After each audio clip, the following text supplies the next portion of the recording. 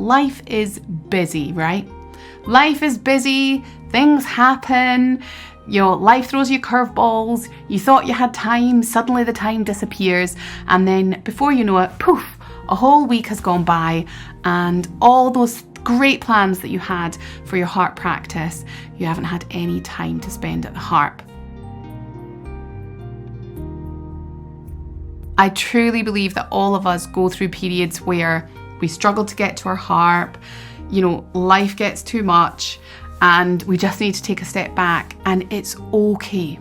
It's okay. Your harp will still be there. If you're listening to this podcast and you're feeling guilty because you haven't touched your harp in 3 days or 3 weeks or whatever, your harp is still there.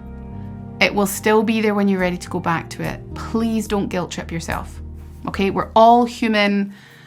We need time and we need space, and that's all right. Welcome to the How to Harp podcast, where your harp and your journey are always front and centre. I'm Heather Downie, Harpist and founder of How to Harp, your online space for expert guidance and endless inspiration.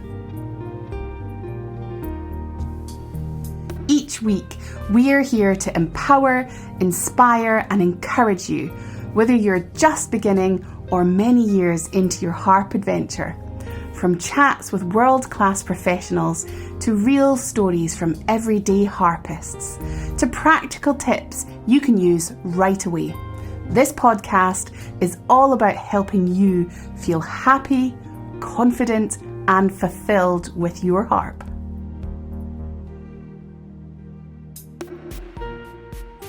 Hello everyone and welcome to episode 17 of the How to Harp podcast, and you're here with me for our little Heather's tip.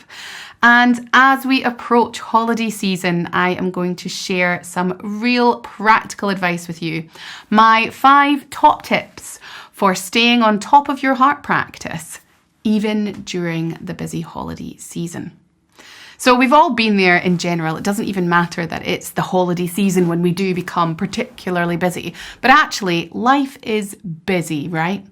Life is busy, things happen, life throws you curveballs, you thought you had time, suddenly the time disappears, and then before you know it, poof, a whole week has gone by and all those great plans that you had for your harp practice, you haven't had any time to spend at the harp. The first thing I want to say to you before we jump into tips is, I really truly believe that this happens to everyone.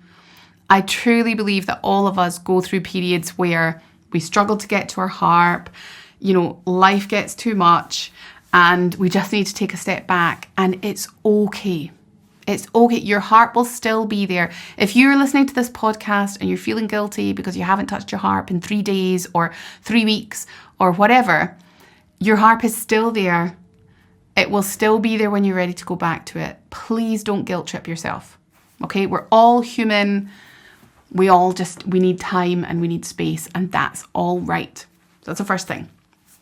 But of course, we do want to try and keep in with our harp practice. We want to try and keep progressing, and we want to try and keep in with our harp playing even when things are getting busy. So what are my top 5 tips for helping you guys to do that? Well, I'm actually going to give you one to start off with, which isn't in my top 5 tips, but it's such a classic one. I feel like I'm not allowed to put it in because you all know it. But in all seriousness, journaling, right? Recording your practice, writing down your thoughts, writing down what you should be practicing, writing down what needs improved, using a great practice journal. Okay, you've heard me say it before. You will hear me say it again. It's one of the best things you can do to help you stay on track with your practice. It doesn't have to be writing if you're not into that. It doesn't have to be a printed paper version or book or something like that. When we talk about journaling our harp practice, I think people automatically think of a really pretty journal and a nice pen. And that's great if you're into that. That's fantastic. But some of you guys, some of us, just aren't into that. And then it can feel a bit like, well, what am I? Does that mean that I have no way of keeping on track with my practice? I'm not into that kind of thing. You can use a digital journal. to track your practice and write in it, type in it. Personally, I like digital. I actually really like paper and pen, but I always just find I lose them, and if I miss a day, I feel depressed at myself. And so it's about learning what's right for you as well, right? So a digital journal or just a video journal. You don't actually have to always write or reflect or type. It's a great thing to do. It helps you gather your thoughts. But even just filming yourself, filming your sessions, putting those videos somewhere, maybe unlisted on YouTube, or you could make yourself a Facebook page or something like that that only you have access to, and you're posting your videos on there. And it's a great way to keep you on track and help you see the progress. That's not one of my top 5 that I'm going to share today. I'm just reminding you guys of that, because we've all heard that helps, right? Journaling will help you stay on track with your practice. But remember, there's more than one way to journal. Journal in a way that feels good to you. Don't try and force yourself to do something that isn't resonating with you. So into my actual top 5 that I'm going to share with you today. So number 1 is time blocking. Now, this is something that I was actually introduced to as a business concept, right? So as something to do to help me stay on top of all the admin and practicing the harp alongside, because that's obviously part of being a harpist, is making sure you have time for practice. But admin, accounts, harp practice, making sure that I ate a meal, all the other things like string orders and all the different things, marketing and social media, all these things you really have to do when you are a harpist, because you are a business, right? You're selling yourself in a way. And fitting all those things in is really, really tricky. So time blocking is a way of stopping those kind of hours and minutes just running away. Because I was finding I was getting to the end of the day and I thought I was doing stuff all the time. And then I would get to the end of the day and I'd be like, I've really not done anything. So time blocking is really useful for me.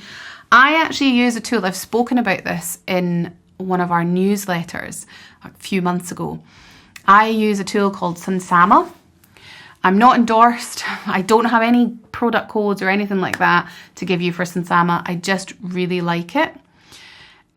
I find that I have a very, very busy brain that is very difficult to just calm down and switch off. And it's also difficult to go into like focus mode, especially if it's something that I don't necessarily want to do. All of these things. I could probably do a whole episode about time blocking and Sunsama and everything like this. But the reason I like Sunsama is because it's very easy to block time, and you can do it. It prompts you to do a reflection and a plan at the end and start of every week. So on a Sunday, you can pick the day, but on a Sunday, I reflect on how the week's gone. I've got kind of like a big to-do list that I can pull in from for planning what I'm going to do the next week. But I have harp practice, which is in there every day. And yeah, sure, I can pull it around based on, other appointments that come in. But I find it such a useful tool. It's so visual and it's so easy for me to pull time around, but not forget about things that are really important. You absolutely do not have to use Sunsama. It is something you have to pay for. So you don't have to use that app. It's just one that I find particularly useful. You can actually just time block using a Google Calendar or an Apple Calendar, just by creating a calendar that's called Harp Practice. Or that's called the other thing, like, general errands. If you make these calendars and then you block the time in so that you are doing the thing at that time. And what's really great about Google Calendar is you can also set a notification or a reminder. So ping, ping, it's time for harp practice. Remember to go and practice 20 minutes before or 5 minutes before. And I think time blocking is something that's great to do. But the bit of advice that I would give you about time blocking is don't do it too far in advance. And for me, I still have to be quite flexible within my time blocking. So I plan a week ahead, but fairly often by the time it gets to Wednesday, other things have started coming in for Friday and over the weekend and things like this. And it's okay to move things around. That was something that I kind of had to learn, because when I had time blocked and then other things came in, which meant things had to move, I would get quite upset about that. So it's about kind of creating some sort of structure for you to follow, but it being easy for you to manipulate that structure based on how busy your life gets. That's tip number 1, is time blocking really helps. Tip number 2 is shrink your sessions. I think we often feel that we have to have these at least 45-minute long sessions, and they have to have, 15 minutes of warm up and technique work and exercises, and then, half an hour of working on our repertoire. And only if we can have that kind of time can we improve. And, having 45 minutes to sit at the harp and practice, that's wonderful. I'm not trying to say you shouldn't do that. If you can find the time to do that, that's brilliant. But sometimes it's difficult to fit that in. And learning to understand that a short 10-minute session, even once a day, but maybe 2 or 3 times a day, can be just as effective as a blocked time session, so long as you actually use that 10 minutes. It's much easier to find a little 10 minutes in your day to practice than it is to find a big block, especially when your life is getting busy. Within a 10-minute session, you can still do a short warm-up and some repertoire work. You absolutely can do that. Your warm-up can be a little, 2 minutes of stretching, and then 2 minutes of playing, warming your fingers up on the strings, and then you've got a whole 6 minutes to work on your repertoire.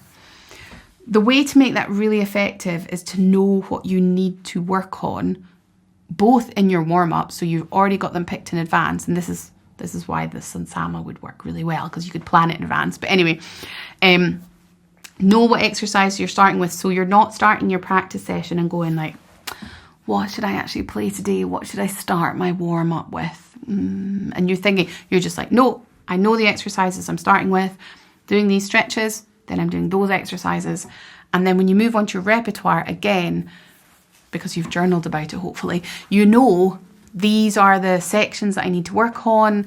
That's the technique that I need to work on. And 6 minutes of really focused practice can be so beneficial, way more beneficial than 30 minutes of like, maybe a bit of this, maybe a bit of that, play from start to finish. So really get focused and shrink your sessions, focused sessions. Tip number 3, don't try to do everything. You don't have to fit everything into your session. If you're working on 3 pieces at the moment, you're never going to be able to work on 3 pieces in a short 10-minute session. But you could do 3 sessions in the day of 10 minutes, and you could do 2 to 4 minutes warm up in all 3 of those sessions and a different piece of repertoire in each session. Okay? You don't have to do everything every time in one session.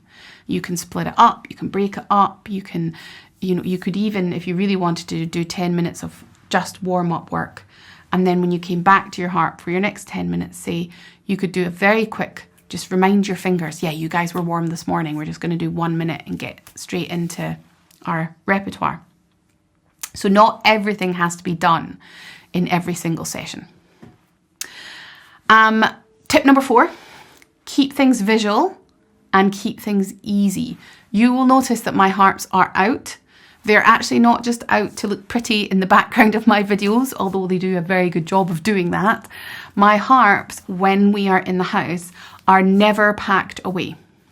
Because if I have to practice and I have to come into my harp studio and unpack a harp, 1, it's going to take time out of my precious practice session time unpacking the harp, but 2, I'm way less likely to practice if I have to actually take all the covers off and unpack it all. And okay, for the pedal harp I do have to pull it out, and in all honesty I actually practice the pedal harp less, and that is the reason. It's because I have to pull it out of the corner and move around the seats, whereas with the lever harp it's so easy. So ease of access and having the visual of seeing your harp sitting there makes such a difference to keeping on top of your practice. If we didn't have the luxury of having a harp studio and somewhere for me to work, I probably would keep my harp in the living room, because otherwise I think I would struggle to remember to practice and have it in my mind the whole time. Again, keeping your harp in the living room is not practical for everyone. Maybe you've got children, you don't want it knocked over, but somewhere that you can have easy access to your harp is ideal.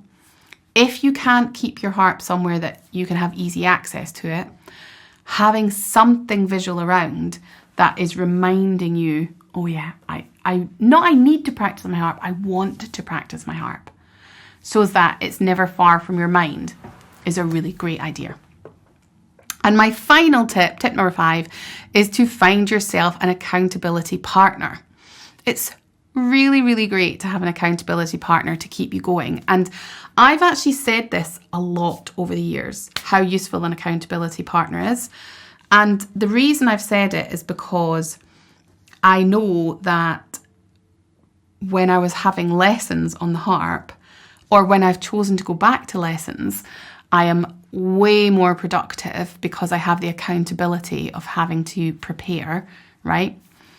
But I never actually got myself an accountability partner on the harp. However, some of you might know that recently we bred a litter of puppies, and one of those puppies went to Norway. And one of the things I said to her new owners, because we had to keep her for longer because of export laws, was that I would send them a video of what I was doing with her every day, of what little bits of training I was doing with her every day. And I kid you not, I have never trained a puppy. Like we've had puppies that we were keeping. I've never trained a puppy as consistently as I trained that one. And I didn't actually send a video every single day. There was a couple of days in those 8 weeks that we had her. It was 8 weeks extra that we had her. And there was a couple of days that I didn't film a video. I always sent a message and said, you know, I'm not filming a video because blah, blah. But the fact that I had said to them, I will send you a video of her training every day, meant that she got trained every day. Even when I was tired and I didn't feel like it, even when, you know, the days that she didn't get trained were days when I'd come home late and she was actually already fast asleep in her crate. And I was like, I can't, it's almost not fair to her. You know, she'd been watched by my mum or something. And as a result of I realised about 4 weeks into this process, hey, I'm doing so much more work with this puppy than I've ever done with any of my dogs. And I decided that I was going to, with my best friend who's also into dog agility, I decided I was going to send her a video of me training my dog every day. And I said to her, Jen, you know, I've been so consistent with Nima. You don't even have to watch the videos, but I'm telling you now, I'm going to send you a video of Quincy's training every day. And it's only 10 minutes, by the way, but 10 minutes every day makes a huge difference. It will make a huge difference to your harp. It's made a huge difference to my training. And now Jen and I, we've trained together loads over the years. We're best friends. We know each other through agility. But now we're sharing videos all the time. She's like, oh, you've inspired me to start training Chuckle more, and I'm doing this and I'm doing that, and we're sharing more tips and we're sharing more stuff than ever. So yes, I've said in the past, get an accountability buddy for your harp. It will do you really, really well. Really.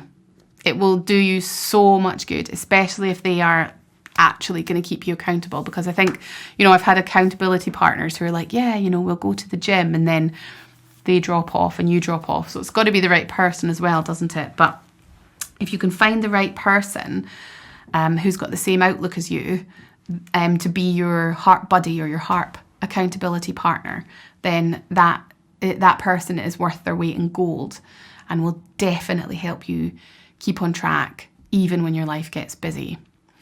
And in How to Harp, we have a buddy scheme where if you're looking for a buddy to partner up with, a practice buddy, then we can help you find someone else who's also looking for a buddy to partner up with. So we do believe in this, but I now believe in it all the more because I've experienced it through the training videos that I did for Nima, and now Jen and I sharing. So guys, that's my 5 tips. The extra tip at the start, journal in a way that works for you. And then time blocking, shrink your sessions. Don't try and do everything.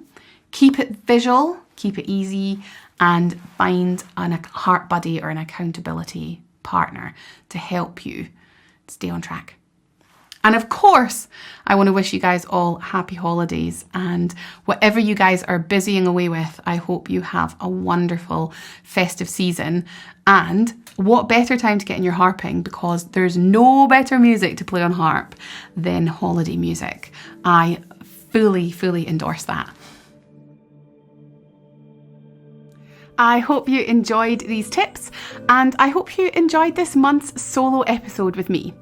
As you know, we do one episode every month where it's just me sharing a harp tip to help you on your learning journey. If you're enjoying these, please leave a like or a comment. If there's anything you'd love me to cover in a future episode, feel free to share that. I always love hearing from your suggestions, and I try to answer them all in time. Now, next week's episode is a really special one. I will be joined by Dr. Eric Booth. He isn't a harpist. He was a Broadway actor and is now mainly known for his academic work around the concept of teaching artistry. I first discovered Eric's work during my master's studies, my master's in education, and I've been a bit of a fangirl ever since. Eric actually received an honorary doctorate at the same ceremony when I received my master's, and so it felt very full circle, and I'm so excited that he's going to be a guest with us in How to Harp and about this interview with him on our podcast. Now, in the How to Harp membership, Eric will be giving a presentation about the teaching artist, what it means, why it matters, and how the ideas behind it can transform the way that you learn. This really is essential for every harp learner, because when we understand how we learn, we unlock a completely new level in our harping.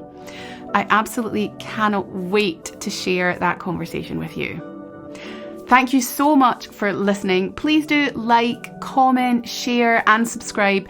Every little thing you do really helps us grow the podcast. And I look forward to seeing you next week.